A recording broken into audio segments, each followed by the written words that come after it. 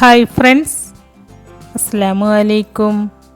എല്ലാവർക്കും ഐഷ വേൾഡിൻ്റെ പുതിയൊരു വീഡിയോയിലേക്ക് സ്വാഗതം. ഇന്ന് ഞാൻ വന്നിട്ടുള്ളത് നല്ല ടേസ്റ്റി ആയിട്ടുള്ള തേങ്ങ വറുത്തരച്ച നല്ല നാടൻ സ്രാവ് കറിയുടെ റെസിപ്പിയുമായിട്ടാണ്.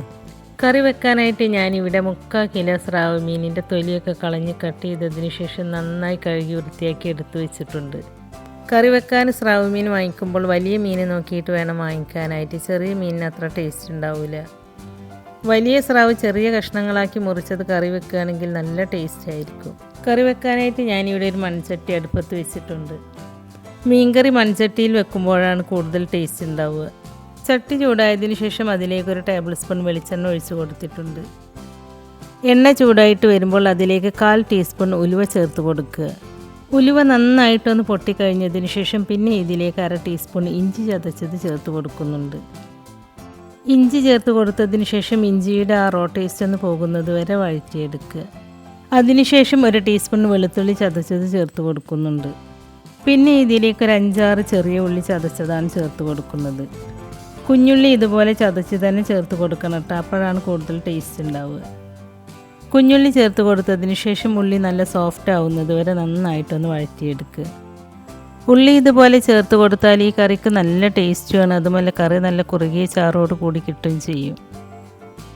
കുഞ്ഞുള്ളി നല്ല സോഫ്റ്റായി വെന്ത് കഴിഞ്ഞതിന് ശേഷം പിന്നെ ഇതിലേക്ക് 2 തക്കാളി ചെറുതായി കട്ട് ചെയ്തതാണ് ചേർത്ത് കൊടുക്കുന്നത്. തക്കാളി ചേർത്ത് കൊടുത്തതിന് ശേഷം പിന്നെ ഇതിലേക്ക് ആവശ്യമായ ഉപ്പ് ചേർത്ത് കൊടുക്കുക. ഈ സമയത്ത് ഉപ്പ് ചേർത്ത് കൊടുത്താൽ തക്കാളി പെട്ടെന്ന് തന്നെ വഴന്ന് കിട്ടും. തക്കാളി നല്ല സോഫ്റ്റായിട്ട് വെന്ത് കിട്ടാൻ വേണ്ടിയിട്ട് ഞാനിതൊന്ന് അടച്ച് വെക്കുന്നുണ്ട്. ഒരു 2 മിനിറ്റൊക്കെ അടച്ച് വെക്കുമ്പോഴേക്കും ഈ തക്കാളി നല്ല സോഫ്റ്റായിട്ട് തന്നെ വെന്ത് കിട്ടും. ഇപ്പോൾ തക്കാളി നല്ല സോഫ്റ്റായിട്ട് തന്നെ വെന്ത് കിട്ടിയിട്ടുണ്ട്. ഇനി നമുക്കിതിലേക്ക് വേണ്ട പൊടികൾ ചേർത്ത് കൊടുക്കാം. ഞാനിതിലേക്ക് 1 ടീസ്പൂൺ മഞ്ഞൾപ്പൊടി, 1/2 ടീസ്പൂൺ മുളക് പൊടി, 1 ടീസ്പൂൺ മല്ലിപ്പൊടിയും ചേർത്ത് കൊടുക്കുന്നുണ്ട്.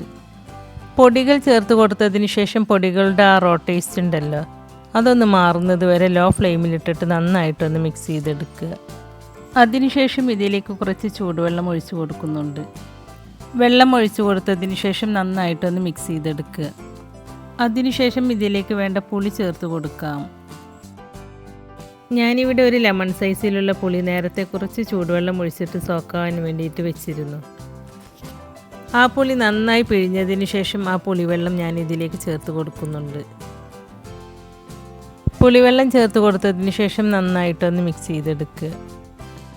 അതിനുശേഷം 4 പച്ചമുളക് നീളത്തിൽ കട്ട് ചെയ്തത് ചേർത്ത് കൊടുക്കുന്നുണ്ട്. ഇനി ഈ കറി അടച്ച് വെച്ചിട്ട് 5 മിനിറ്റ് നേരം നന്നായിട്ടൊന്ന് തിളപ്പിച്ചെടുക്കുക. കറി അടച്ച് വെക്കുമ്പോൾ ഇതുപോലെ ഗ്യാപ്പ് ഇട്ടിട്ട് വേണം കേട്ടോ അടച്ച് വെക്കാൻ, അല്ലെങ്കിൽ കറി തിളച്ചിട്ട് പുറത്തേക്ക് പോകും. കറി തിളച്ച് പോയാൽ ഈ കറിയുടെ ടേസ്റ്റ് തന്നെ പോകും. അപ്പോൾ ഈ കറി തിളച്ച് പോകാതെ പ്രത്യേകം ശ്രദ്ധിക്കുക കേട്ടോ. ഇത് തിളച്ച് വരുമ്പോഴേക്കും നമുക്കിതിലേക്ക് വേണ്ട അരപ്പ് റെഡിയാക്കി എടുക്കാം. അതിനായിട്ട് ഞാനൊരു പാൻ അടുപ്പത്ത് വെച്ചിട്ടുണ്ട്.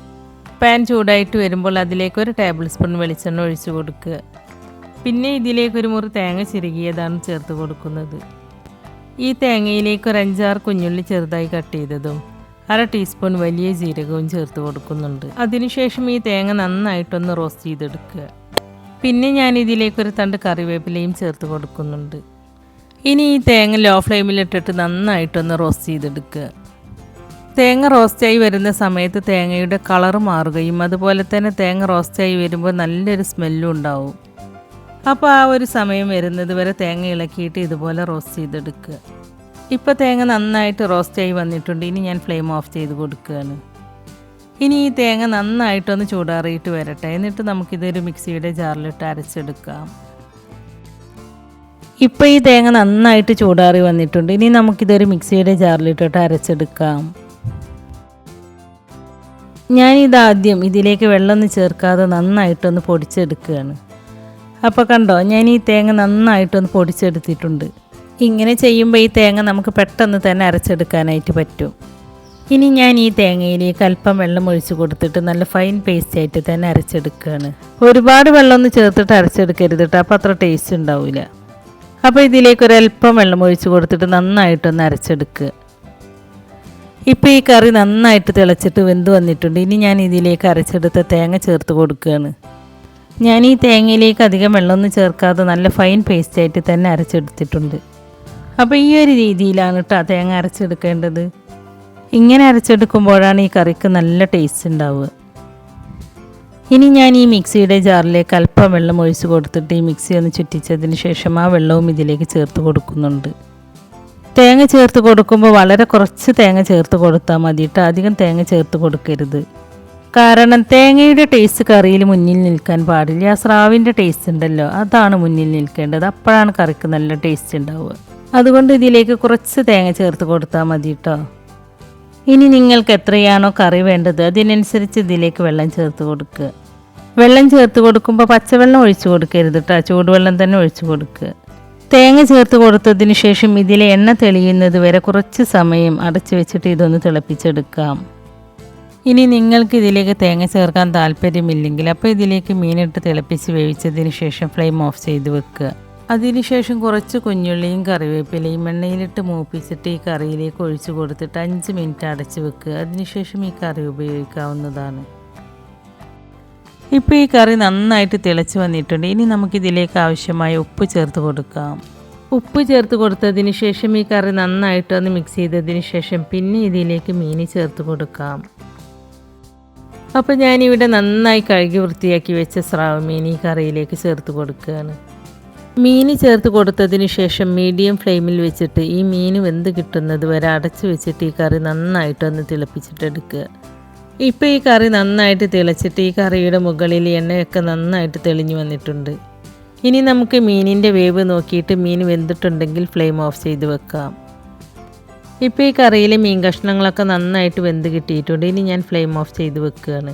ഇപ്പോൾ നമ്മുടെ സ്രാവ് കറി ഇവിടെ റെഡി ആയിട്ടുണ്ട്. ഇനി ഈ കറിക്ക് കുറച്ചുകൂടി ടേസ്റ്റ് കിട്ടാൻ വേണ്ടിയിട്ട് കുറച്ച് കുഞ്ഞുള്ളിയും കറിവേപ്പിലയും എണ്ണയിലിട്ട് മൂപ്പിച്ചിട്ട് ഈ കറിയിലേക്ക് ഒഴിച്ചു കൊടുക്കുകയാണ്. അതിനായിട്ട് ഞാനൊരു പാൻ അടുപ്പത്ത് വെച്ചിട്ടുണ്ട്. പാൻ ചൂടായിട്ട് വരുമ്പോൾ അതിലേക്ക് കുറച്ച് വെളിച്ചെണ്ണ ഒഴിച്ചു കൊടുക്കുക. വെളിച്ചെണ്ണ തന്നെ ഒഴിച്ചു കൊടുക്കണം കേട്ടോ. നാടൻ കറികളൊക്കെ വെളിച്ചെണ്ണയിൽ ഉണ്ടാക്കിയെടുക്കുമ്പോഴാണ് കൂടുതൽ ടേസ്റ്റ് ഉണ്ടാവുക.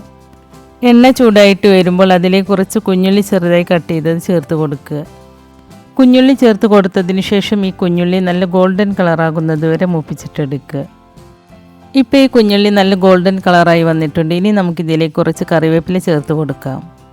കറിവേപ്പില ചേർത്ത് കൊടുത്തതിന് ശേഷം ഈ കറിവേപ്പിലയും ഒന്ന് മൂത്ത് വന്നാൽ നമുക്ക് ഫ്ലെയിം ഓഫ് ചെയ്ത് വെക്കാം. അപ്പോൾ ഇവിടെ കുഞ്ഞുള്ളിയും കറിവേപ്പിലയും ഒക്കെ നന്നായിട്ട് മൂത്ത് വന്നിട്ടുണ്ട്. ഇനി ഞാൻ ഫ്ലെയിം ഓഫ് ചെയ്ത് വെക്കുകയാണ്. എന്നിട്ട് ഞാനിത് ചൂടോട് കൂടി തന്നെ ഈ കറിയിലേക്ക് ഒഴിച്ചു കൊടുക്കുകയാണ്. എന്നിട്ട് ഈ കറി ഒരു 5 മിനിറ്റ് അടച്ച് വെക്കുക. അതിനുശേഷം നമുക്കിത് മിക്സ് ചെയ്തെടുക്കാവുന്നതാണ്. അപ്പോൾ തേങ്ങ വറുത്തരച്ച നല്ല ടേസ്റ്റി ആയിട്ടുള്ള നല്ല നാടൻ സ്രാവ് കറി നമ്മളിവിടെ റെഡിയാക്കി എടുത്തിട്ടുണ്ട്. ഇത് ഞാൻ ടേസ്റ്റ് നോക്കിയപ്പോൾ നല്ല ടേസ്റ്റാണ്. നിങ്ങൾക്കിത് കണ്ടാൽ തന്നെ അറിയാം നല്ല ടേസ്റ്റി ആയിട്ടുള്ളൊരു കറിയാണെന്ന്. ഈ കറി സ്രാവ് മീൻ കൊണ്ട് മാത്രമല്ല ഏത് മീൻ കൊണ്ടും ഇതുപോലെ ഉണ്ടാക്കിയെടുക്കാവുന്നതാണ്. സ്രാവ് മീനാകുമ്പോൾ കൂടുതൽ ടേസ്റ്റ് ആയിരിക്കും.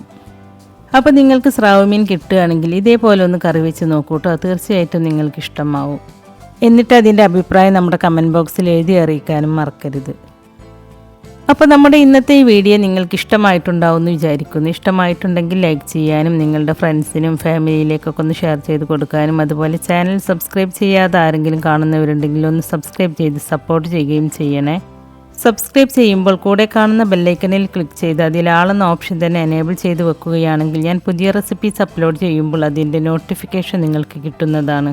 അപ്പോൾ ഇൻഷാ അല്ലാഹ് പുതിയ റെസിപ്പീസുമായി ഞാൻ വീണ്ടും വരാം. Thank you.